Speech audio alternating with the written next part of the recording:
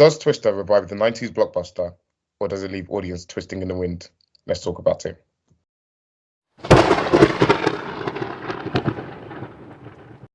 Bonjour, everyone. Hello, everyone. Welcome back to the Out of the Storm podcast. Today, we're going to be discussing what you've been waiting for. But before we even get into that, we're here to give you movie recommendations. So, guys, who wants to go first in letting the people know what was the best thing that you recently watched?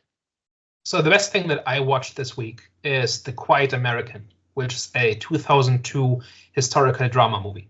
It's essentially set in 1952 Saigon in French colonized Vietnam. And it's about this British journalist and an American doctor who both live in Saigon and are in love with the same Vietnamese woman. So it's basically this romantic drama kind of thing where they're basically trying to kind of win her affections, essentially.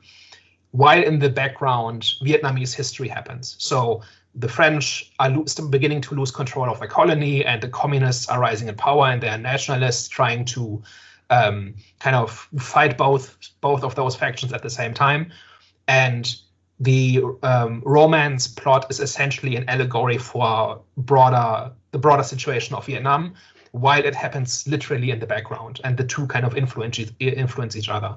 So it's a really well written, really well acted story where you get a really good view into what Vietnam was like in 1952, especially if you know what happens later in its history, like the French leaving their colony and the communists taking over, and then the Vietnam War and stuff like that. So there's a lot of foreshadowing and kind of setting the stage for history, essentially.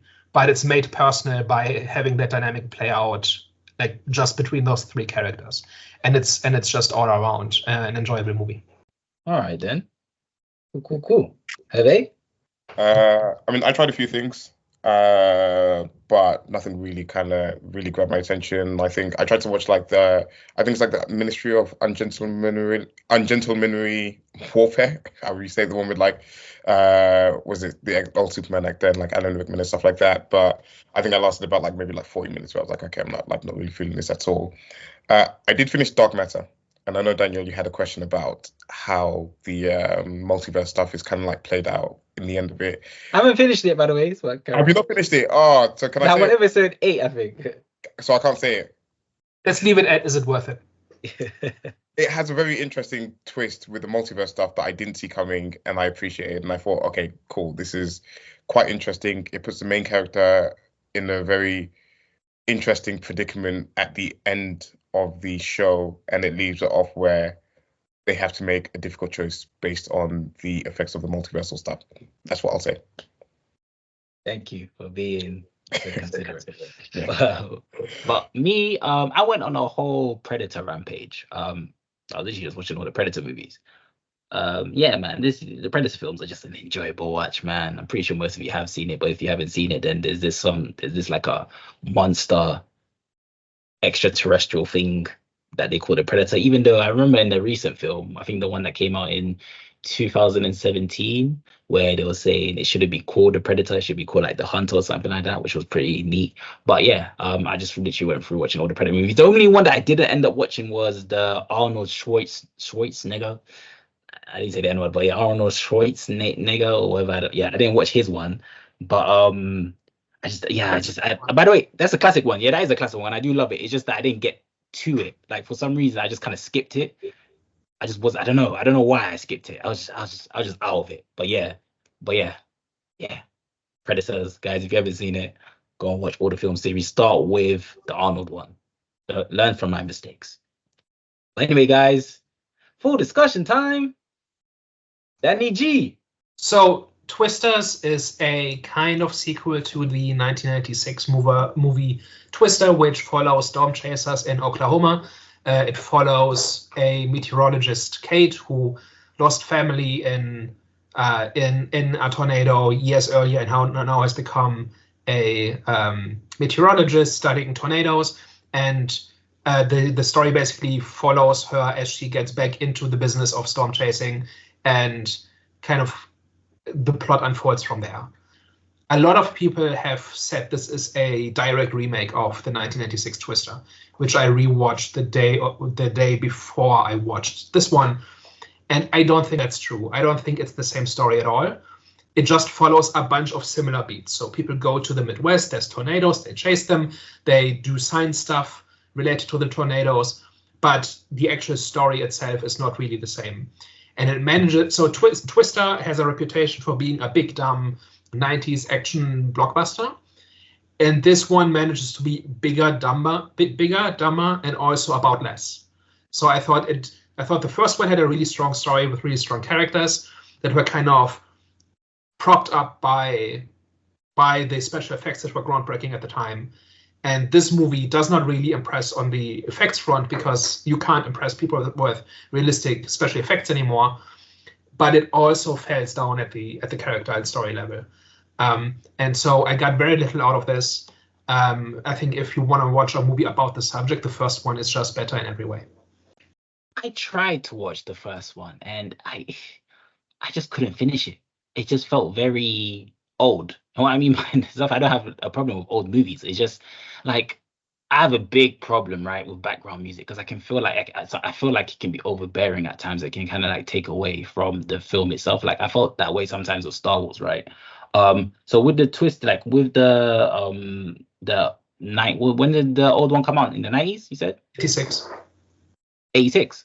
96. Or 96, yeah. So with that film, I think like the background music, it just kind of like it just set a tone for me that was very jolly, and I didn't want it to be that because when I watched the trailer, I was introduced to like a serious film, but then obviously when I actually watched the movie, it felt like I said very jolly and family oriented, which is fine. It's just that that's not what I was expecting. So that's why that's why for me I haven't even finished the old film. I just got like 20 minutes into it. That's when I took it off. But so maybe I just need to watch the old film because what about the old film to you was better? Well, why don't we go through our impressions first? Okay, yeah, we'll get to that. So so I'm talking, so I might as well just say my thoughts real quick. So I think this film was a solid movie when it comes to like a family type of film, even though there were like the kills were pretty brutal, not in the sense of it being gory, but it just felt very unsettling because it's like, damn, like some people actually die like that in tornadoes.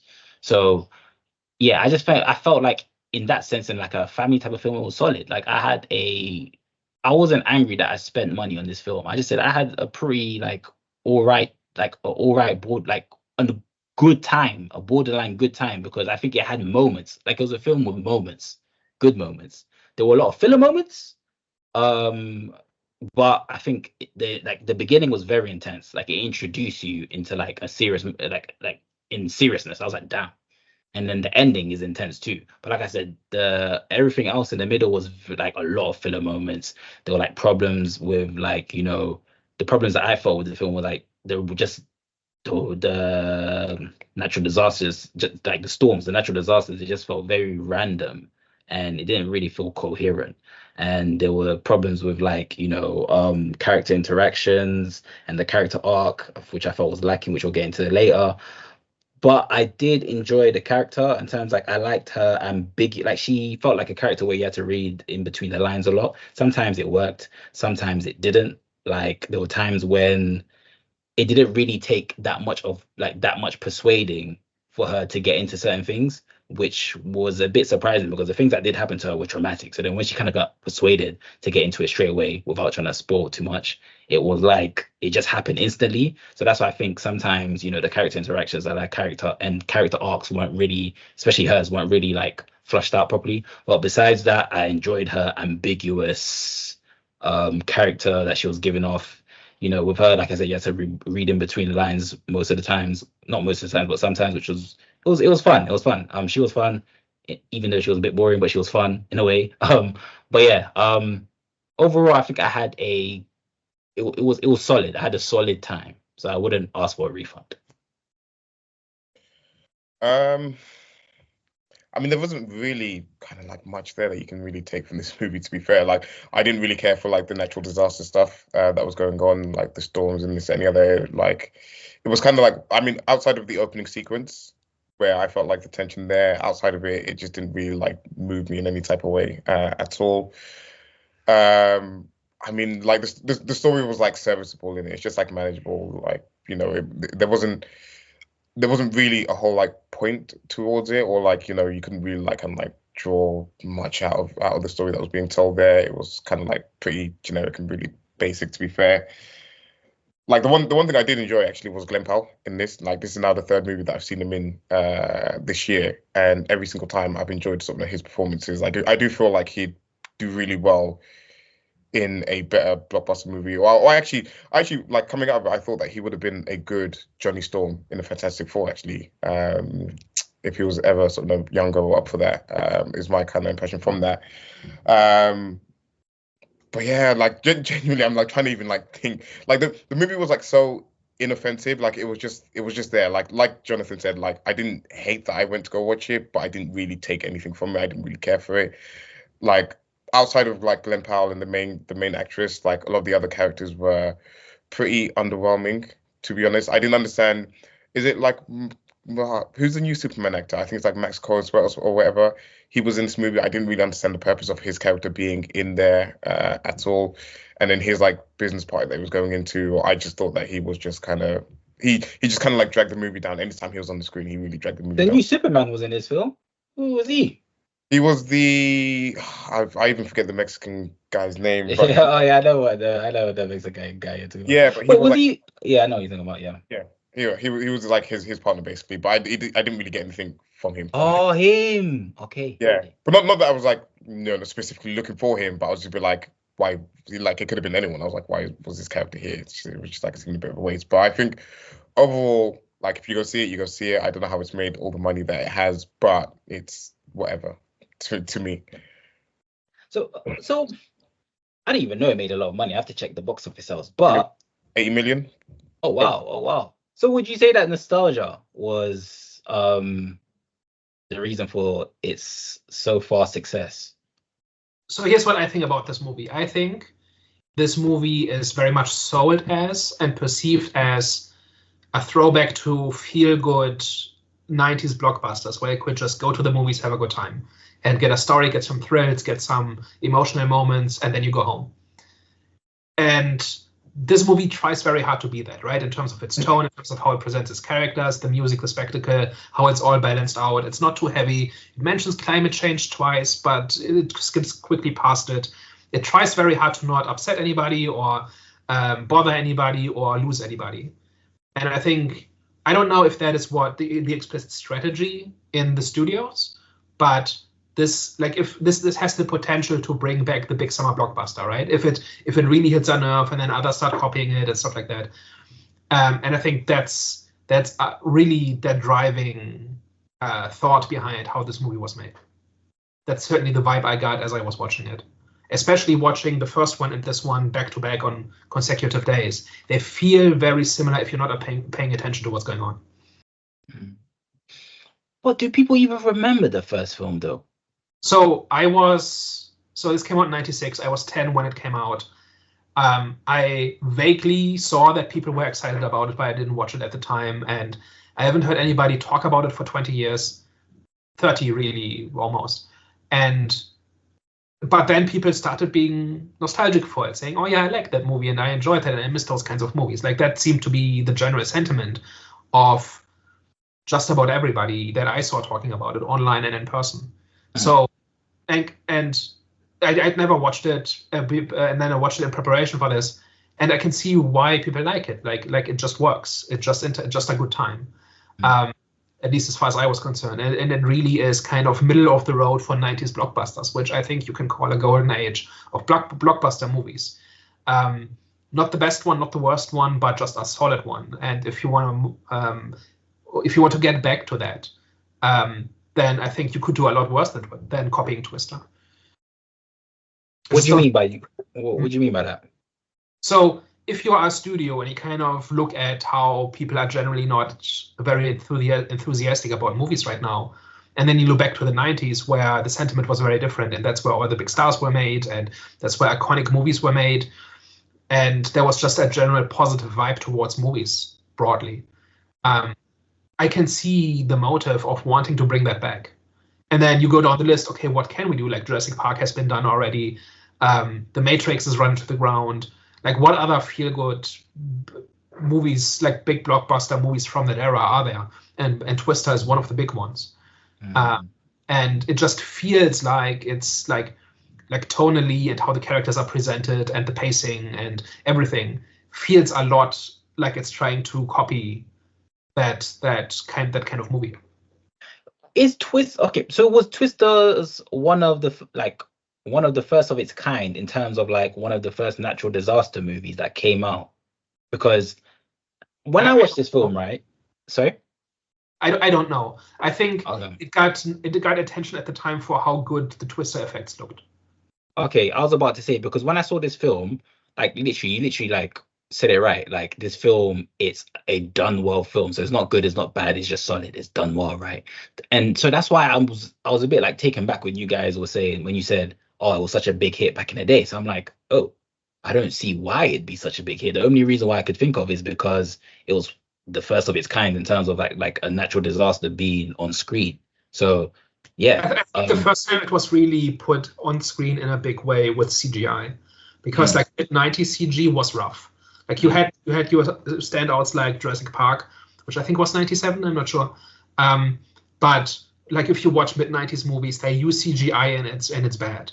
And Twisters was one of the ones where it really worked and it really wowed people at the time, which you can't do again, right? Because people are used to photorealistic, perfect CG, right? So you can't wow people with how great the effects look, and they don't even really try here, right? Like the storm effects and the Twister effects are good, they look fine. They didn't wow me at all. It's just there, and that's not because the movie is bad. It's because that's just how CG is. Like we're used to seeing photorealistic, fantastical things that they couldn't even dream of 30 years ago. And so it can't win in the same way that Twister did. But having seen the first one very recently, I was surprised at how good the characters were, which you don't really expect from a movie like that, like stereotypically. But what the first one did really well was you had these two scientists who are trying to get this prototype to work, right? This Dorothy measuring system, right? And they are racing against the clock, against a rival team with corporate backing who have more resources and who have, who just can do, like who get all the fancy toys, whereas they have to make do with a shoestring budget. And they're basically trying to get the system to work to get these good revolutionary readings on these tornadoes, while at the same time they have their own personal issues. They're used to date, and she's driven by grief and like having lost people to tornadoes, and he's the one who's tried to move on. He's actually trying to get a divorce paper from her, and then the plot happens. So there is stuff going on with the characters, and you feel about them, and you are invested in their journey, right? And that is something that really stuck out to me in this movie, because none of that is here. So you've got Kate, right, who has the traits of both of the original characters, right? I've seen some reviews saying they kind of swapped like the character traits, but I don't think that's true. I think Kate has all of them. She is the intuitive one who kind of has this almost borderline psychic relationship to tornadoes and can just sense how they're going to behave. And also she's the driven scientist who wants to defeat this phenomenon so that nobody else has to lose a loved one, right? So she has both of these character arcs in one person, which is the first mistake. And then you've got the Javi character. By the way, I saw this in the German dubbing, which is a horrible mistake, and I'm going to get names wrong because I didn't hear it in the original version, right? But I'm going to call him Javi. He basically does not have that same kind of dynamic, and they don't really have that same dynamic that the two main characters had in the first movie. And then you've got the Tyler character who has no personality whatsoever. He comes across as this arrogant douchebag in the first 10 minutes. And after that, he's just a handsome movie guy who is there to support Kate. And he has no goal. He has no personality. He has no character traits, nothing. And that's the movie. But couldn't you argue that was done on purpose? Because even in the first 10 minutes, yeah, we see that they weren't really that close anyways, because her close ones died. So they kind of like just got set up, put together by obviously natural causes, unfortunately. So I'm guessing that was intentional. Yeah, but I don't think it really created an interesting dynamic. But I think Javi is kind of just there. And the fact that they get together in the end is a bit weird, didn't seem really earned. They didn't really seem to be on the same wavelength at any point. I think the bigger problem is Tyler, because he is like because he has no personality, there's nothing interesting about him. He's just there to kind of tag along in the second half, and nothing that happens in the first half really matters. Specifically, so first of all, he didn't have a goal, right? Like he has this, like he's a streamer, right, who streams essentially his storm chasing, right, which just disappears completely in the second half. And from that point on, he's just the science guy, and even the people who previously mocked Kate for being a scientist and not being in it for the thrill and the adventure, now suddenly all care about the science all the time, which I don't think worked at all.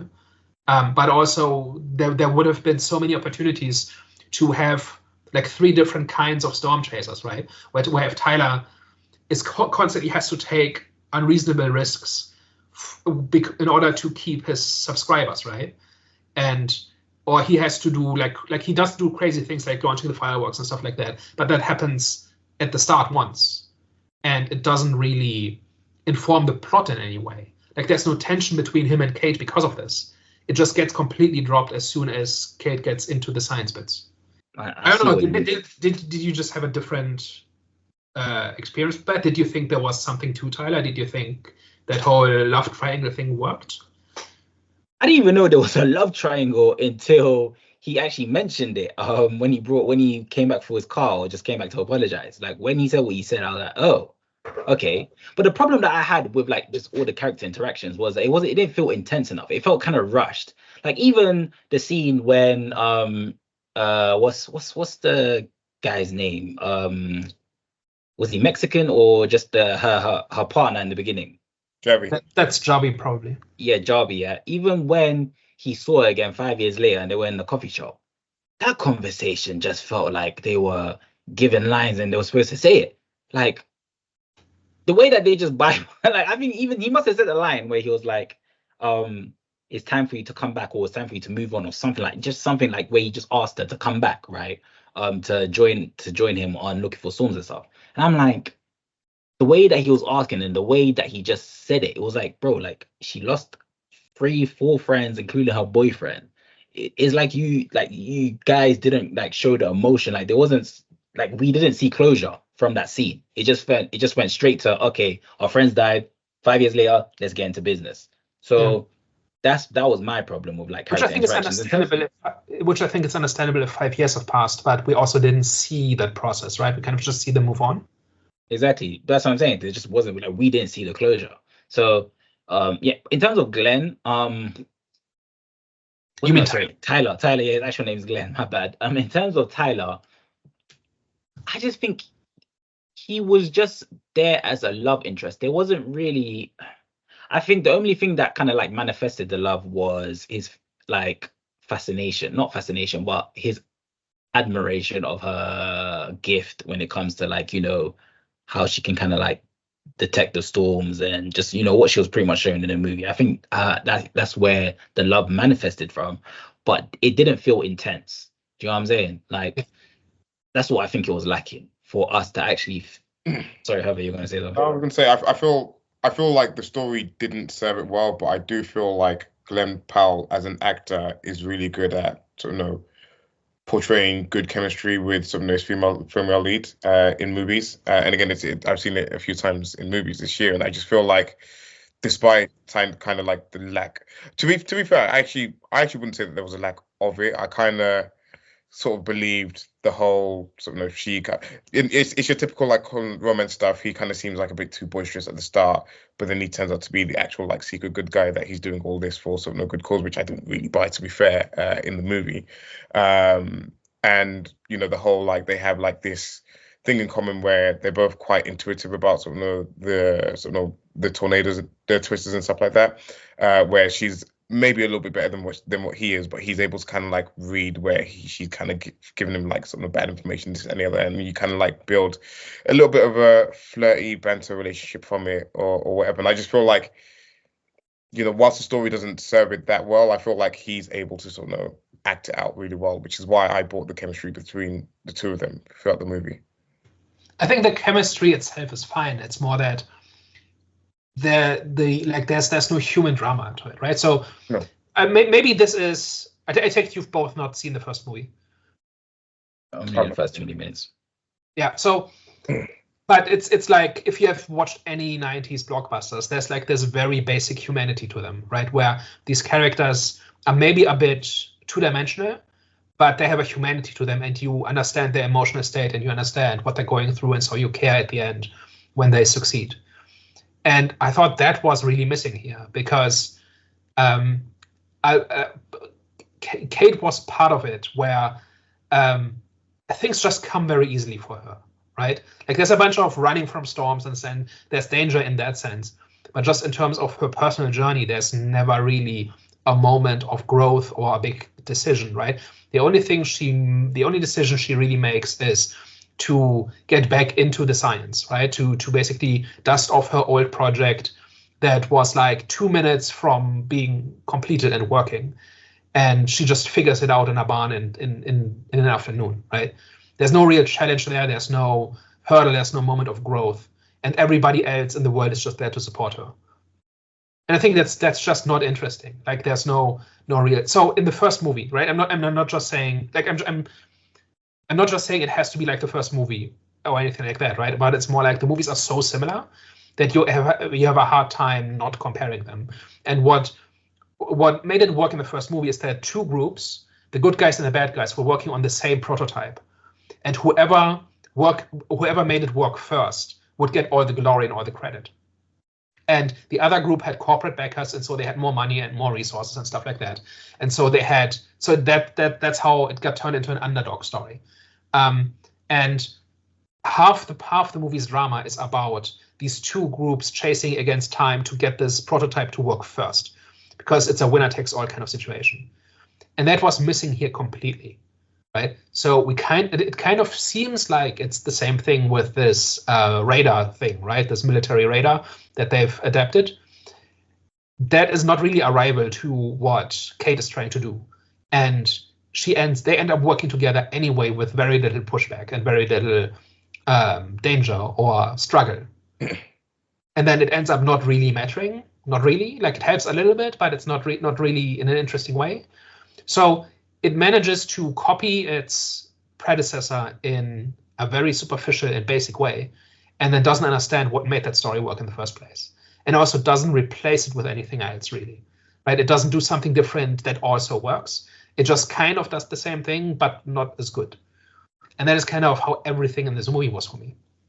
How did you guys feel about the way the storms were introduced? Did you feel like it was random? Or well, they are random, right? I know they're random, but usually whenever there's a storm coming, isn't there like an indication or some sort of? Because I think there was like in the scene where the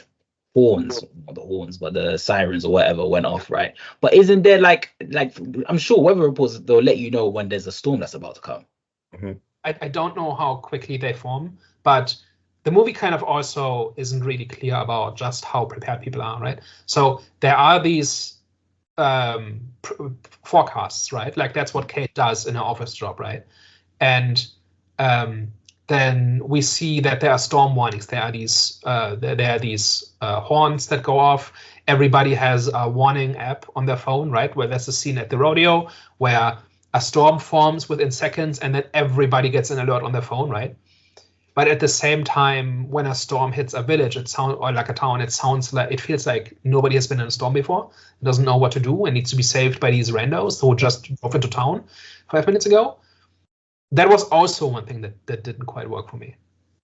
That's actually interesting because you had that scene as well where, we've had this whole movie where so many storms have happened so many times, and then you have that one scene where I think they're like at the motel, and again she consents. I think it's after the rodeo, and she's like saying that they need to go get cover or whatever, and you got those two people there that are like kind of arguing with the receptionist, and then they're like, oh, those things are just whatever. Like these storms don't actually, happen or whatever. 9 times out of 10, it's a false alarm, right? Yeah, they're saying like 9 times out of 10 it's a false alarm, but like it seems like just nonsense. Like if you live in that part of the world, you take storms seriously.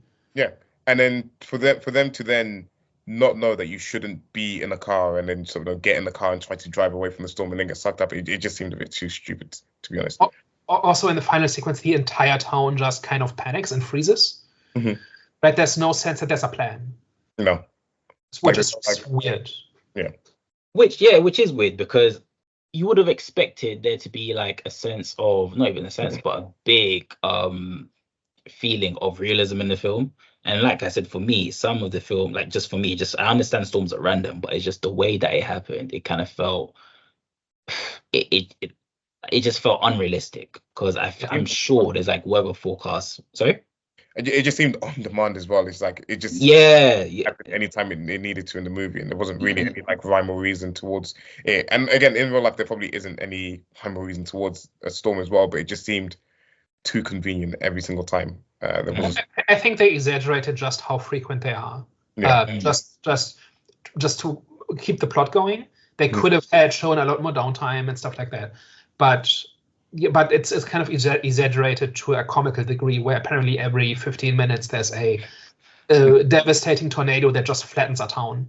If that was true, then nobody would live in the Midwest. Right? It's more like there's probably a few big ones a year, and every few years one is a real problem, like something that's probably the truth. I don't know, but yeah, for the sake of the movie, there had to be highly devastating storms constantly. Do you think they should have done that approach though, where they're building up to like a few storms, like maybe 1, 2, even 3, but like so they're building up towards that, and then they just use those moments, like the moments in between, to kind of like build character, like the whole concentrate on the character arc and the story itself, to like find solutions, to like build on like the solutions to counter the storms. So here's how I would fix it. I would say they are forecasting the biggest storm of the decade, and they know it's moving towards Kate's hometown, right? Or it's likely to, and they know they have about a day to until it happens, and for whatever reason, Kate's mother can't evacuate, and make her sick, make her bedridden, whatever it takes, right? But it's basically if Kate doesn't succeed in the next day, it will flatten her hometown, and it will probably kill her remaining family.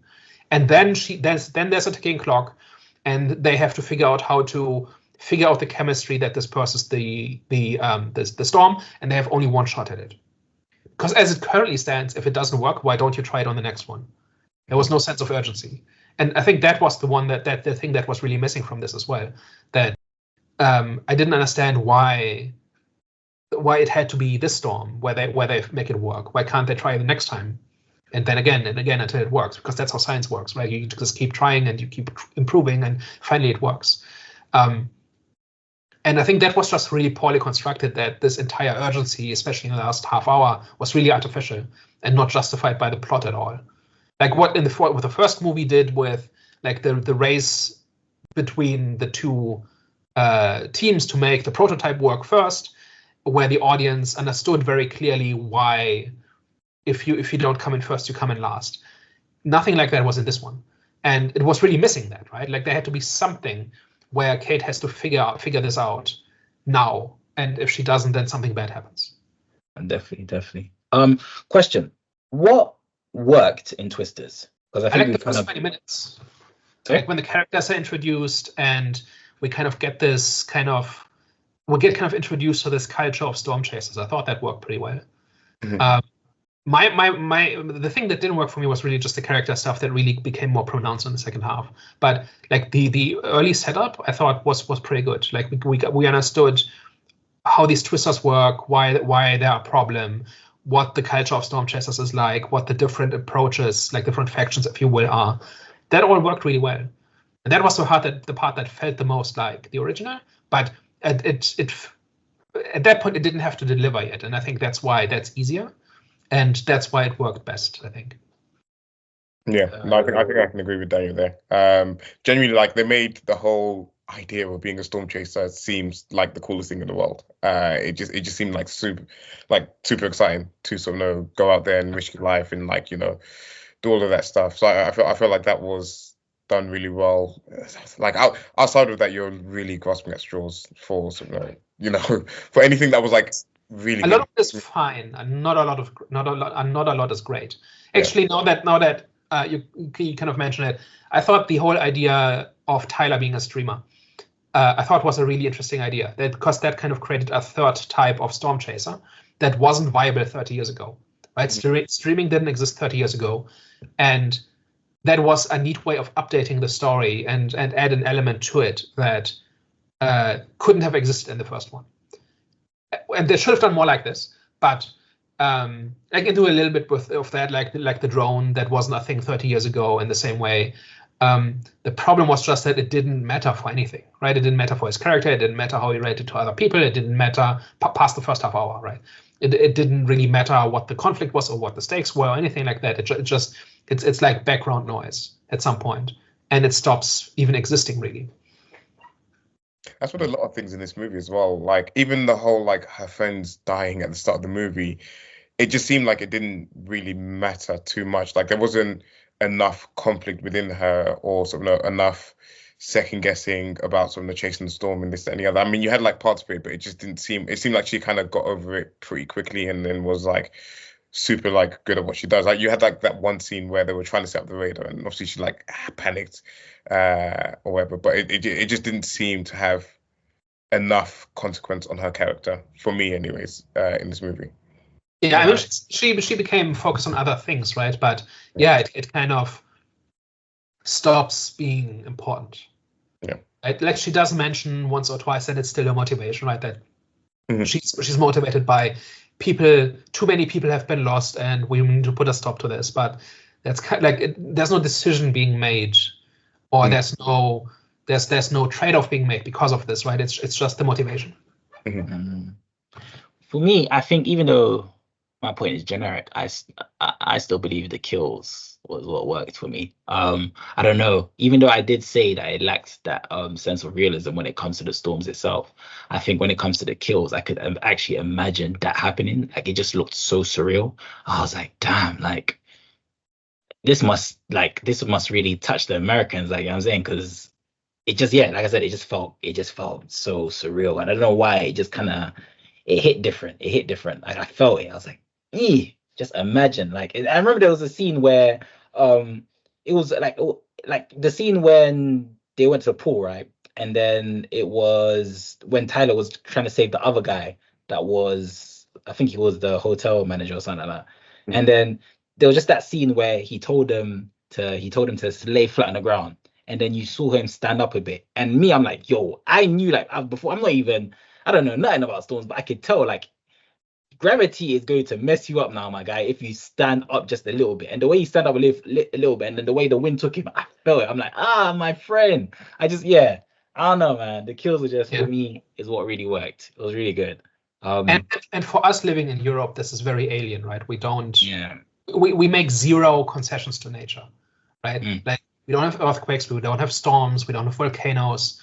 Like in Italy, there's less like 2 volcanoes or whatever, right? But like broadly, our lives are not determined by weather, right? Not in that same way, right? Where we build our lives around it, and we have contingency plans and have bunkers in our backyards to survive, the weather, right?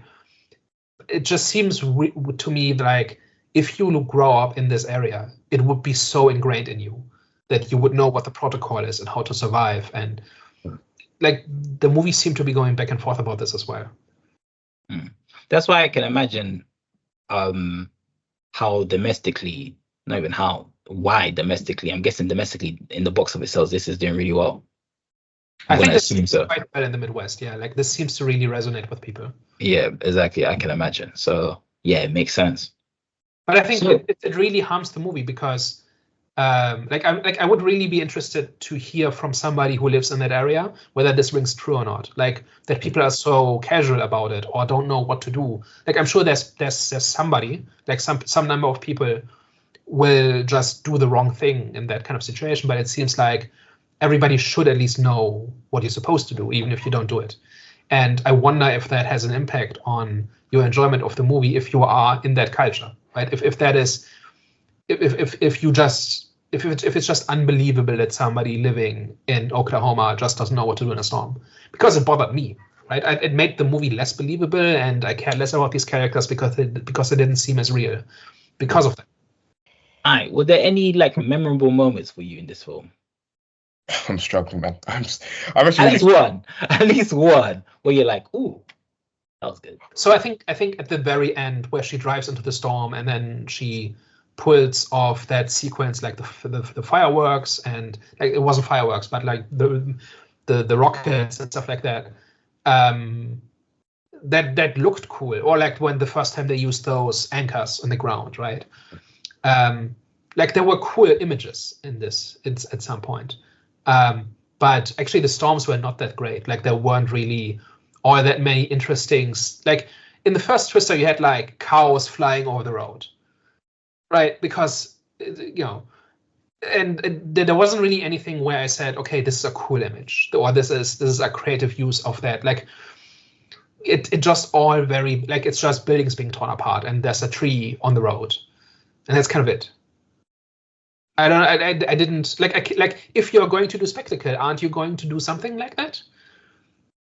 I understand. Oh, am I crazy? Am I too like? Are my standards too high?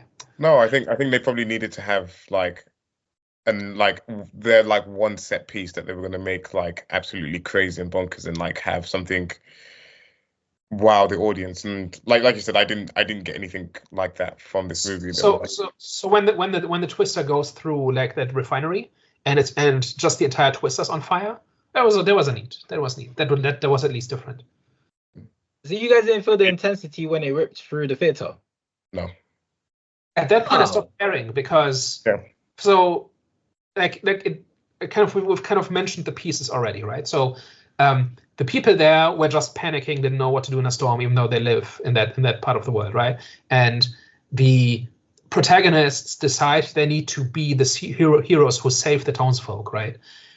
But why? They are just 5 guys in a van, and they kind of just drive up and start giving obvious orders, and that's supposed to make them heroes?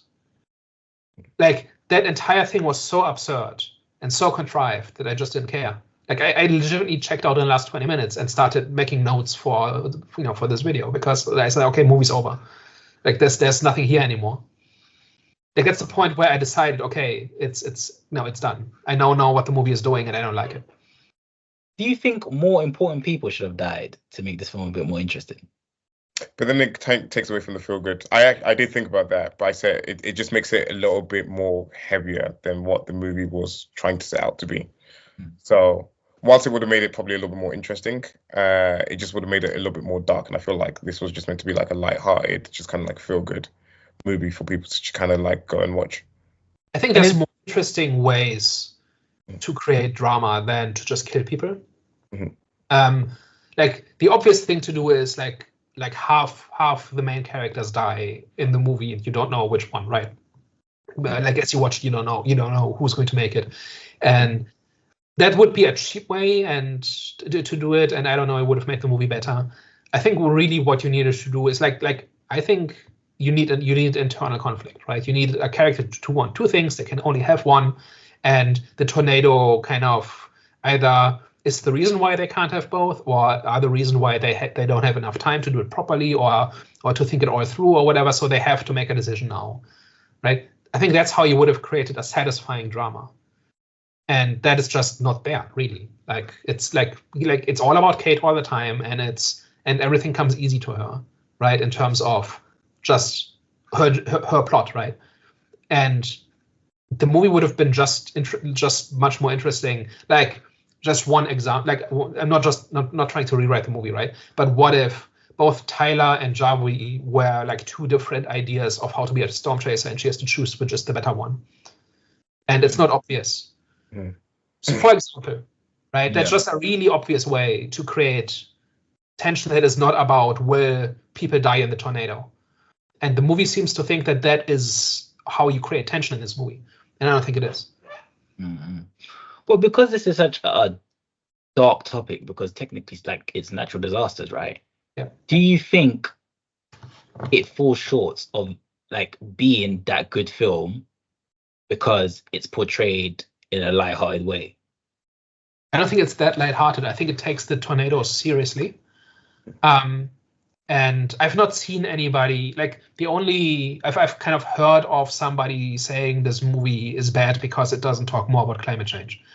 But that's like somebody, like, which they could have, right? Yeah. But there's like a professional journalist kind of using a movie review as an excuse to talk about what they really want to talk about, right? That's not really a criticism of the movie. Like, the movie could have talked more about climate change, but it doesn't really kind of skirts the topic twice, and that's kind of it. I don't think it's that lighthearted, and I don't think it's that serious topic that will be scrutinized in this way. I think that, like, the tone is perfectly adequate. It's what they do with it that's the problem. Okay, but it does have that sort of jolly good feeling to it, especially like with the background music. Do you know what I'm saying? So that's why I kind of do feel like if the film, well, to be fair, it's doing good in box office sales. So there's like, they've got the formula. I seem to be the only one who has a problem with this movie. I've not seen any other negative reviews of this movie that critique it on character or story. Everybody says it's a big dumb action movie, and we signed up for a big dumb action movie, and we got one, mission achieved. And I'm just saying, it's like Godzilla x Kong over again, right? Where people are saying, well, it's just big monsters fighting each other. What do you want? And I said, something creative, something interesting. That's what I want. And this movie had many opportunities to do this, and it just didn't. Like just as you were talking, another idea occurred to me. What if Tyler had learned a lesson about responsibility and taking Storm seriously? What if it's all a big joke to him, and he, through watching Kate's passion and seriousness, realizes that actually there's more to this than there's more than views and subscribers to this. Like, this is actually that he has been neglecting his or misusing his scientific training, and he can atone for that by helping her. That wasn't in the movie, right? That writes itself, right? Like, that's not like rocket surgery. This is like really basic drama writing, right? And why is that not in the movie or anything like it?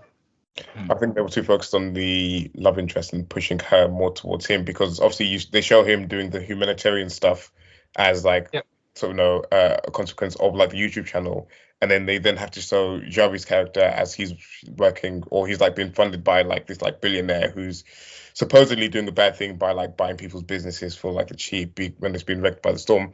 Not completely the worst thing in the world, because if you've just been hit by a tornado and you don't have insurance, then someone buying you out probably isn't the worst thing in the world. But I feel like they kind of they took the easy route and the simple route in terms of just showing him to be the good guy, so that she can go to him and be and then people can root for them to get together, because he's like the perfect guy. He's like loud, boisterous, this and the other, but he's also someone that helps people out in this and the other. Yeah, so couple of different things. One of them is like with Tyler. Like, I really dislike how they handle Tyler here, because there's just so little there, and there could have been so much, right? There wasn't really an explanation for why he's such a blowhard and such a jerk at the start, and then just all around decent guy in the end. Yeah. Like, I didn't notice a character journey, right? That's one thing. And then we've got like these two aspects. We've got the charity, and then so the people who you think are just soulless, borderline grifters, are actually running a charity, and the people who you think are the serious scientists are really just scouting for like real estate tycoons looking to exploit people. And I thought both of those were not handled properly and were both rushed and were both kind of taken for granted that the audience would just get it. So with the YouTubers, you could easily have we know that some YouTube channels do a lot of charity and fundraising, right? And they could have shown this, right? Instead of just having them hand out 2 sandwiches and then leave again, they could have shown how they're live streaming from within the tornado, and you see the donations come in, and then they hand a check to the Red Cross or something at the end. Like, there would have been ways of making this more interesting, right, and more believable. And then we've got the real estate stuff. Like Sorry. you say, Sorry to interrupt your thought there, but it's extremely stupid that amidst like all the wreckage or whatever, they're selling T-shirts to then give people sandwiches in to the same people. To the same the whole thing about, okay, we're selling techie T-shirts as a as a fundraiser. Okay, fine, but they're selling it as the rubble is still smoking. Yeah, it's crazy. Right, like that is just nonsense. Yeah. But then also like the food delivery, that's just literally just like a picnic table with some sandwiches. It's not a truck full of emergency rations and hot blankets and whatever, and hot water or whatever else, right? Or drinking water or whatever else, right? And like it really sounds like an excuse, right? Because they say, yes, we're doing charity, but you're feeding like 5 people, right? Like how you're making a difference? Are you not taking up? Like in the real world, there are people like this who say they're doing charity, but they're just taking up space and they get in the way of real disaster relief, right? And it looked a lot like this, but the movie wanted you to believe that it was actually like real charity and they really were. This is how the reveal happened, that they're actually good people all along. And we were just misjudging them, except we weren't misjudging them, we were judging them based on what the movie showed us. And that kind of annoyed me, like if that was outright manipulative, right? Because there weren't clues before where you could, in hindsight, say, oh, now I see the signs. I don't think that was there. I think it was a pure misdirect, which is not interesting storytelling, and it kind of puts me on the defensive as a viewer. And then we've got the second aspect of the real estate stuff, and like you said, I don't think they're doing anything sinister. Like sure, there's people who maybe sell below value or whatever, but the alternative is rebuild their house and have it be destroyed in 5 years again, maybe. Right? Some of them might say, okay, I'm cutting my losses, I'm selling my land, and I'm moving somewhere else, right? And nobody's being pressured, nobody's being scammed, nobody's being lied to. All they're doing is making offers, right? And because they are, rich real estate guys, they're just coded as evil. And that is how I think that's the beginning and end of that argument.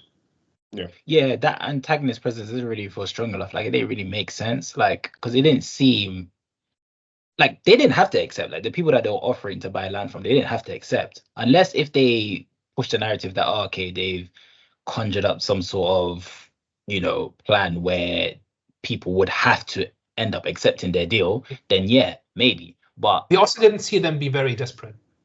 Yeah. Right? Like we never really saw an example of this is why this is not as benign as you think it is. It's just assumed. Also, like, it didn't, well, unless I missed it, it didn't really make sense why they were scanning the tornadoes to sort of get a 3D image of it. Is it explained in the movie at all? Because if what's explained in the movie is that it allows them to predict the tornadoes better, and that means that the land developers know where to make the offers, but they can just follow, like, look on the news which town was destroyed and then show up. They don't need to predict it. No, literally. That doesn't work at all. Yeah. So, like, I mean, when they were, like, kind of showing it or starting to reveal, like, they were, like, trying to get the 3D scans or whatever, I thought that it was going to be that they were going to try and make the tornadoes worse somehow, or, like, make them a little more frequent, or this, any other, so that they can destroy more land so that they can then build more land or whatever. But it just seemed to go nowhere.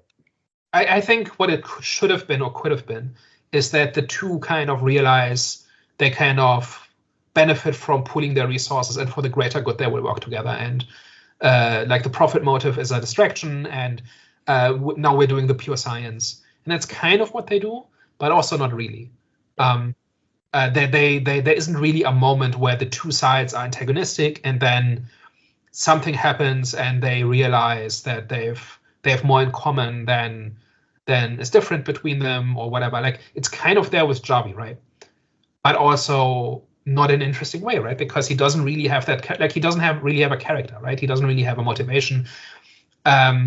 other than agree with Kate at the end, right? And he just hands her the data, right? But I didn't notice any character journey really, where he starts off in one place and then kind of like we can follow along the steps of this is how he ends up seeing things Kate's way, or how she has to convince him that her way is right, and without that she can't complete her mission, right? Because she does get, like, the only way she needs him is that she needs the measurement data to complete the model, and that allows her to get the formula right. But that's just technobabble. Like, there's no character moment, there's no decision or anything like that that hinges on that. It just happens very easily and quickly, and they literally just punch in some numbers and it works. So it's the humanity that's missing, right? Like, there should have been some big what's called road to Damascus moment, right, where Javi maybe makes some big decision and sees things from a different way or something. But it's kind of there, but it's half-assed. And that should have been the movie. That should have been like there's 3 different types of storm chasers. You've got the corporate ones, you've got the science ones, you've got the entertainment ones, and they kind of end up all having to work together because it's like there's no enemy here. There's only the storm. And there should have been character moments that lead you to that point where you see that they can only defeat the storm if they all work together because they each have a piece of the puzzle. Something like that. Like, it doesn't have to be specifically that, but that would have been something. Yeah. I definitely understand. I definitely agree. So, last thoughts.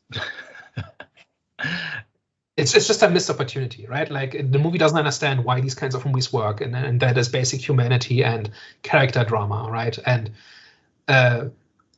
it just forgets to put it there. Like, it doesn't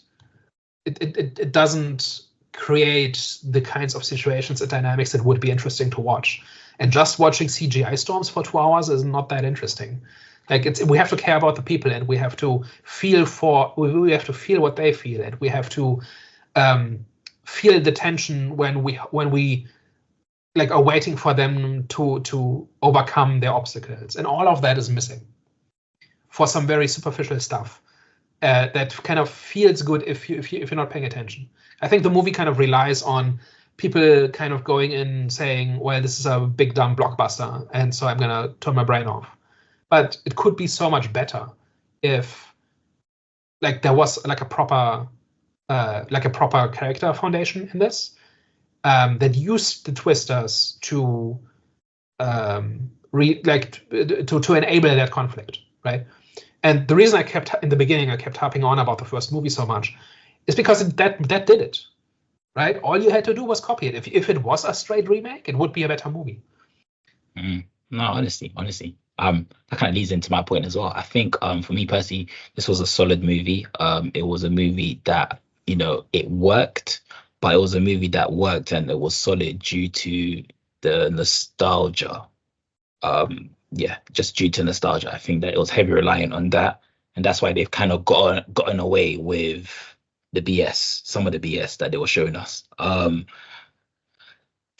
Yeah, man, I think a lot of remakes or a lot of movies which, you know, just a lot of remakes, they generally don't go the extra mile trying to give us, like, you know, a fresher film, fresher outlook, fresher story. You know, they just kind of just like, okay, we already got something we already got a successful IP, so let's just make more money and let's just add to that.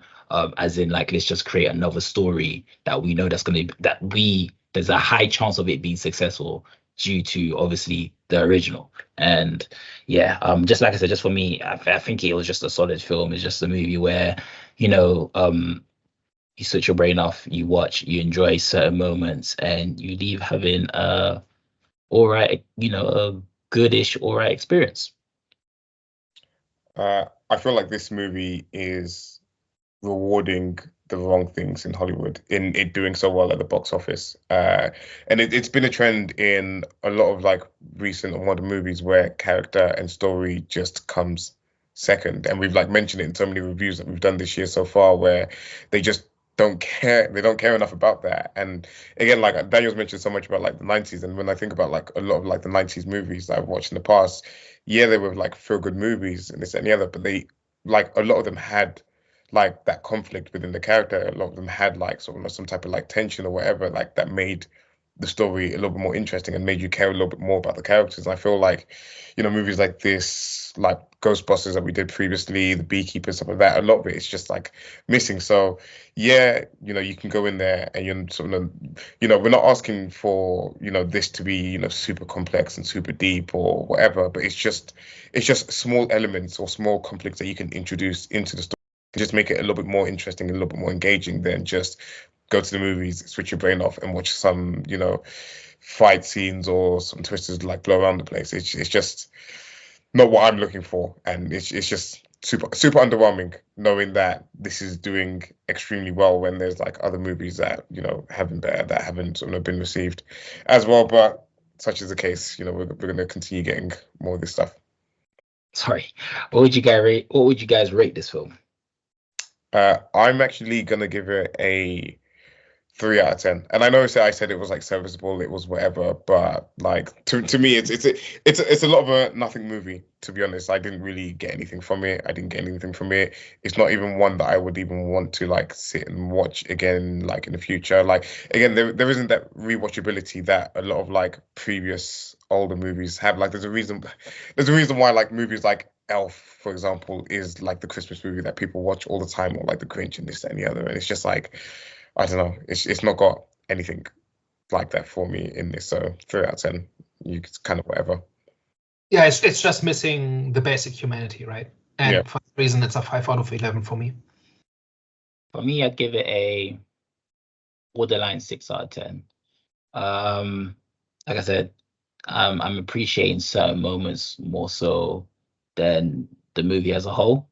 And I think the moments kind of, it made it for me. And when I say made it for me, as in like it made it for me in the sense where I didn't view it as a garbage film. So yeah, 6 out of 10. All right, guys. Thank you very much for tuning into today's episode, today's discussion, whatever the hell you want to call it. Hervé? Yeah. Don't forget to let us know your thoughts on this twisted movie. I really have nothing to say about this. So, like, if you had any thoughts about this movie at all, if you enjoyed it, if you didn't enjoy it, let us know in the comment section. And yeah, don't forget to like, share, and subscribe for more. Thanks, guys, and we will catch you next week. Au revoir. Goodbye. Ciao. Bye-bye.